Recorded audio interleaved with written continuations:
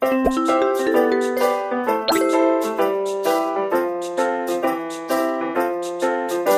order to do an inverted split, I need to understand that the ball is changing hands. That's what qualifies it as a split. And so an inverted split is splitting the opposite as you normally would.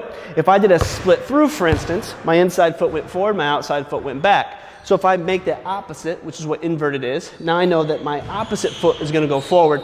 So if I'm standing here and I do an inverted split, now my feet go this way as the ball makes a hand exchange. So that's why typically you'll see an inverted split under the leg whenever that footwork is actually performed, because it's just the easiest way to change hands.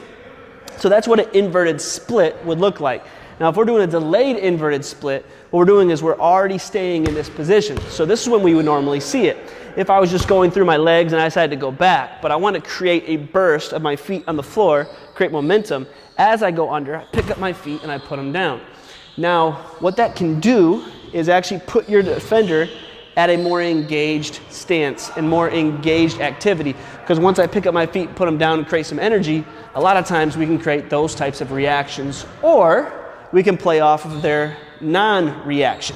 So either way, whether they react or not react, we have still created a decision for ourselves.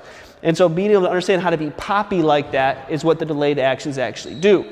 So for the time being, without really understanding yet how to apply it to your movements, I just want you to focus on the timing. So every time you go through the back side of that leg, you're picking up your feet and putting them down. So you're understanding how to actually create that energy and be able to keep that on time. Now, a lot of times what people do is they'll start to do it late or early.